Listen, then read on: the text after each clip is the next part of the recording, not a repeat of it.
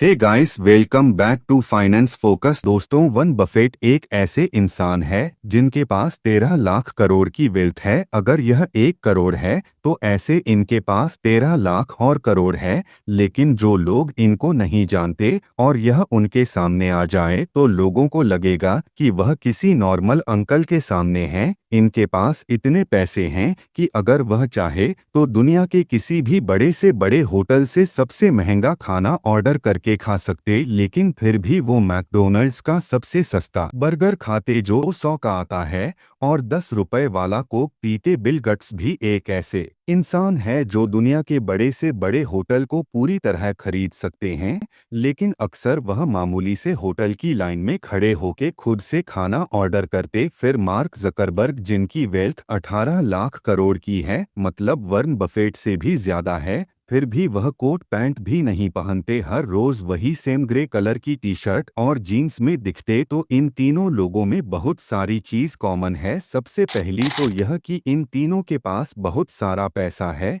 इतना जो हम इमेजिन भी नहीं कर सकते, लेकिन उसके मुकाबले यह कुछ भी शो ऑफ नहीं करते। और सबसे इंटरेस्टिंग कॉमन चीज इन तीनों की यह कि इनकी वेल्थ यानी कि इनकी दौलत वक्त के साथ साथ बहुत ही ज्यादा स्पीड में ग्रो होती जा रही है। तो एक तरफ इनकी वेल्थ काफी स्पीड में ग्रो हो रही है और फिर भी यह वही सिंपल लाइफस्टाइल फॉलो करते हैं जो वह तब फॉलो करते जब इनके पास कुछ भी नहीं था। तो एक सवाल आप लोगों के मन में आता होगा कि जब इन लोगों के पास इतना सारा पैसा होता है तो वह उसे दिखाते क्यों नहीं है या खर्चा करके एंजॉय क्यों नहीं करते। इतने पैसे कमाने का मतलब ही क्या है? तो अमीर लोगों के इसी सीक्रेट को हम आज की वीडियो में डिटेल में डिस्कस करेंगे। तो वीडियो को एंड तक जरूर देखना और इसे लाइक जरूर कर देना ताकि यूट्यूब शून्य वीडियोस और शो करेगा। और चैनल को सब्सक्राइब करना मत भूलना, क्योंकि आपके लिए ऐसे वैल्यूएबल वीडियोस में लाता रहूंगा।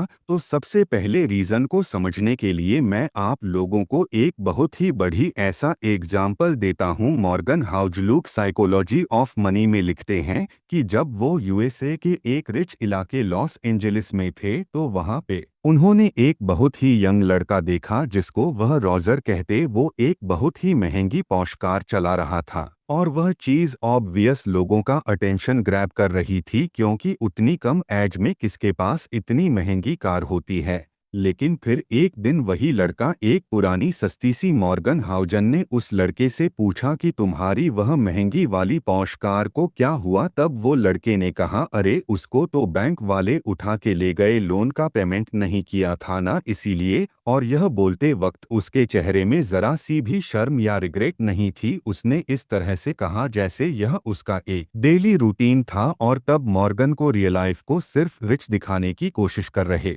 हैं। और इससे हमको एक इंटरेस्टिंग चीज सीखने मिलती है कि अगर आप किसी इंसान को लाख की एक बढ़िया सी कार चलाते हुए रोड पर देखते हो तो हो सकता है कि वह अमीर है, लेकिन एक्चुअली में आपके पास उस इंसान को लेकर सिर्फ एक ही इंफॉर्मेशन है कि उसकी वेल्थ में से 40 लाख रुपए कम हो गए, यानी वह पहले जितना अमीर था उससे वह अब और कम अमीर है। या फिर यह भी हो सकता है कि उसके ऊपर बड़ा सा लोन है, मतलब ना वह पहले अमीर था और ना ही अब है। वह उस कार को खरीदने के बाद और ज्यादा कर्जे में डूब गया है। और सच ये है कि जितने भी शो ऑफ करने वाले लोगों को आप देखते हो वो सब इसी कैटेगरी में ही आते, क्योंकि आज की इस सोशल मीडिया वाली फेक रिच सोसाइटी में हम बहुत ही जल्दी लोगों को जज कर लेते हैं कि जिसके पास बढ़िया सी कार है, जो दिखने में अमीर लग रहा है, वह एक्चुअली में अमीर है। लेकिन सच यह है कि वही सो कॉल्ड दिखने वाले अमीर लोगों को इन्वेस्टिंग की, स्टॉक मार्केट की या वेल्थ बिल्ड करने की ABCD भी पता नहीं होगी। और यह भी हो सकता है कि जो आदमी 1 लाख रुपए का आय यूज कर रहा है उसके बैंक अकाउंट में 1 लाख रुपए भी ना हो, क्योंकि ज्यादातर जब लोग कहते हैं कि मैं बहुत मेहनत करूंगा और करोड़पति बनूंगा तो उनके बोलने का एक्चुअल मतलब यह होता है कि मैं बहुत मेहनत करूंगा, 1 करोड़ कमाऊं और फिर वो करोड़ खर्चा करके एंजॉय करूंगा, जो उन्हीं की बात का एग्जैक्टली अपोजिट होता है। क्योंकि जो इंसान करोड़ कमाता है और फिर उसे पूरी तरह से उड़ा देता है तो वह अमीर कैसे हुआ? वो तो फिर से जीरो हो गया। तो इससे हमको फाइनेंस का सबसे बड़ा लेसन मिलता है कि spending money to show how rich you are is the fastest way to become poor. मतलब अगर आप लोगों को दिखाने के लिए खर्चा करते हो कि देखो मैं इतना अमीर हूँ, तो उस चक्कर में आप सबसे जल्दी गरीब हो जाओगे, क्योंकि रियल वेल्थ वह होती है जो आपने अभी तक खर्चा नहीं किए, जो आपके बैंक अकाउंट में अभी भी है, या फिर जो आपके पास स्टॉक्स है जिसको आपने सेल नहीं किए। तो यहाँ पे आप लोगों को पहला लेसन समझ में आ गया होगा कि रिच लोग अमीर दिखने की कोशिश क्यों नहीं करते, क्योंकि गरीब लोग अपने पैसों की कमी की इनसिक्योरिटी को छुपाने के लिए अमीर दिखने की कोशिश करते, और वह दूसरों को नहीं अपने आप को बेवकूफ बनाते हैं कि वह अमीर है, लेकिन उस चक्कर में वह और ज्यादा पैसा खर्चा कर देते, क्योंकि यह करना आसान है, अमीर दिखना आसान है, लेकिन अमीर बनना बहुत मुश्किल है। और उस प्रोसेस में वह और ज्यादा गरीब बनते रहते हैं, और अमीर लोगों को वह इनसिक्योरिटी होती नहीं है, क्योंकि उनको पता है कि वह रिच है, और इसीलिए वह अक्सर किसी को दिखाने के लिए नहीं बल्कि अपने खुद के लिए, अपनी हेल्थ, कंफर्ट और अपनी ग्रोथ के लिए खर्चा करते, जो शो ऑफ के मुकाबले काफी सस्ती होती है, और उससे वह और ज्यादा अमीर बनते रहते। इस चीज को अच्छे से समझने के लिए मैं आप लोगों को एक बहुत ही बढ़िया सा एग्जाम्पल देता हूं, जिससे आप लोगों को फाइनेंस का और फाइनेंशियल फ्रीडम का एक बहुत ही पावरफुल लेसन सीखने मिलेगा। लेकिन उसके पहले एक क्विक अपडेट, अभी मार्केट में करेक्शन चल रहा है और इसी वजह से क्रिप्टो के प्राइसेस नीचे आ गए हैं, लेकिन यह एक गोल्डन अपॉर्चुनिटी हो सकती है, क्योंकि बियर मार्केट ही वो टाइम होता है जब स्मार्ट इन्वेस्टर्स एंट्री करते हैं, ताकि जब मार्केट बाउंस बैक करे तब हमको मैक्सिमम रिटर्न्स मिल सके। तो अगर आप भी क्रिप्टो में इन्वेस्ट करने का सोच रहे थे, कंटिन्यू करते हैं हमारी स्टोरी को। स्टोरी में दो फ्रेंड्स हैं, दोनों एक अपर मिडिल क्लास फैमिली में पैदा होते, जहां उनके डैड ठीक ठाक पैसे कमाते, दोनों अपनी एजुकेशन एक अच्छी स्कूल से कंप्लीट करते, और फिर जब कॉलेज का टाइम होता है तो सनी को मेजॉरिटी लोगों की तरह महंगी चीजें खरीद के शो ऑफ करने का बड़ा शौक होता है, जिसको हम इंस्टेंट ग्रेटिफुली फस महंगी बाइक और ऐसे एक्सपेंसिव गैजेट्स में खर्चा कर देता है जो दिखने में कूल लगते। लेकिन दूसरी तरफ रॉकी थोड़े बहुत पैसे सेव करता है और ज्यादा शो ऑफ नहीं करता है। तो शुरुआत में लोग रॉकी को आउट ऑफ फैशन और बोरिंग कहते थे, लेकिन रॉकी ने इस शो ऑफ वाले गेम में कभी हिस्सा लिया ही नहीं, और इसी तरह से रॉकी सेविंग्स करके पैसा इन्वेस्ट करता और सनी अपनी सारी सेविंग्स रिच दिखने में और कूल लगने में एंजॉय करता। फिर फाइनली काफी सालों बाद सनी को कहीं से पता चलता है कि रॉकी तो एक मिलियनेयर बन गया है और उसने एक बढ़िया सा घर खरीद लिया है, लेकिन फिर भी वह वैसे ही सिंपल कपड़े पहनता है और सिंपल लाइफस्टाइल फॉलो करता है जो वो कॉलेज के ज़माने में करता था। तब सनी रॉकी से पूछता है कि यार, अब तो तू मिलियनेयर बन गया है, अब तेरे पास इतना पैसा है कि तू अच्छे कपड़े, गैजेट्स और अच्छी कार भी खरीद सकता है, तो भी तू गरीब नहीं होगा, फिर भी अभी भी तू इतना गरीब दिखने की कोशिश क्यों करता है। तब रॉकी उसको कहता है कि भाई, बात यह है कि मैं गरीब दिखने की कोशिश ही नहीं करता हूँ, मुझे एक्चुअली में फर्क ही नहीं पड़ता है कि मैं लोग की नज़र में कैसा दिखता हूँ। मेरे पास फाइनेंशियल फ्रीडम तो है, लेकिन उसका मेन रीजन यह था कि मेरे पास पहले से ही मेंटल फ्रीडम है, मतलब मुझे फर्क ही नहीं पड़ता लोग मेरे बारे में क्या सोचते। मैं अपनी कंफर्ट, फैमिली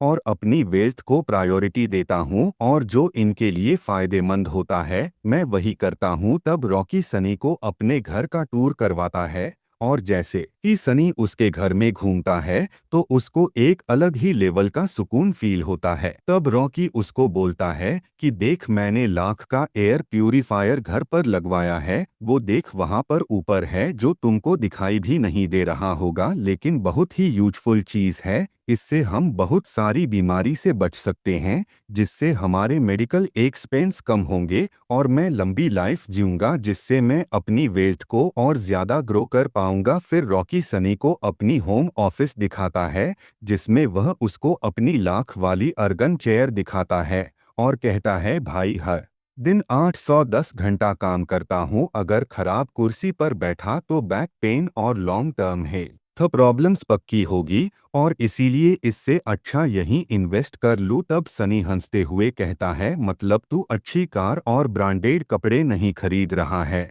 लेकिन पानी, हवा और कुर्सी पर लाखों रुपए खर्चा कर रहा है। तब रॉकी कहता है, हाँ भाई, क्योंकि मेरे हिसाब से यही असली लग्जरी है। मैं और मेरी फैमिली हेल्दी और फिट रहती है। मेडिसिन्स के पैसे तो बचते ही हैं, लेकिन हॉस्पिटल्स के चक्कर भी काफ़ी कम होते हैं और हमें कोई यूजलेस चीज़ों का स्ट्रेस भी नहीं लेना होता है। A calm mind, a healthy body and house full of love, यही लाइफ की असली लग्जरी होती है। तब सनी को रियलाइज है और बहुत सारी शो ऑफ करने वाली चीज़ें हैं, लेकिन थोड़ा सा चलने पे उसको हमेशा ब्रीदिंग इश्यूज होते रहते हैं और वह हर सुबह बैक पेन और मेंटल स्ट्रेस के साथ उठता है क्योंकि उसको लोन की ईएमआई भरनी होती है। अब दोस्तों, यह स्टोरी सुनने में आप लोगों को काफ़ी इंटरेस्टिंग लग रही होगी, लेकिन मेजॉरिटी लोगों का यही हाल होता है। तो यह था हमारा सेकंड लेसन, असली लग्जरीज सिंपल होती है। फिर तीसरे रीजन को समझने के लिए इमेजिन करो, बारिश हो रही है, बहुत सारे घर हैं, सबके छत पर पानी गिर रहा है, लेकिन सिर्फ एक ही घर ने एक ऐसा सिस्टम बनाया है जिसमें रेन वाटर फिल्टर होके स्टोर होता है और फ्यूचर के लिए काम आता है। बाकी सब घरों का क्या होगा? पानी बह के निकल जाएगा और गर्मी के मौसम में उनको स्ट्रगल करना पड़ेगा। तो पैसा भी बिल्कुल ऐसे ही काम करता है। मेजॉरिटी लोगों के पास जब पैसा आता है तो वो बिना सोचे समझे उसको वेस्ट कर देते हैं, लेकिन वेल्थी लोग एक प्रॉपर सिस्टम बनाते हैं। जैसे वह एसआईपी करते हैं, पॉलिसीज बाय करते हैं, बड़े बड़े स्टॉक इन्वेस्टमेंट करते हैं, सिर्फ डिविडेंड इनकम पर अपने खर्चे कवर करते, तो उससे उनके पैसे सेव भी होते और कंपाउंडिंग के पावर से ग्रो भी होते रहते और फिर ज़रूरत के टाइम पे वह उनके काम आता है। क्योंकि पैसा सिर्फ एक ही लैंग्वेज बोलता है, आज तुम मुझे बचा लो, कल मैं तुम्हें बचाऊंगा, और आज तुम मेरी रिस्पेक्ट कर लो, कल मैं तुम्हें रिस्पेक्ट दूंगा। तो पकी बारिश शायद हर किसी के पास ना हो, लेकिन हर महीने हम कुछ ना कुछ कमाते ज़रूर होंगे। अगर आप एक सिस्टम बनाओगे, अपने पैसों की रिस्पेक्ट करोगे,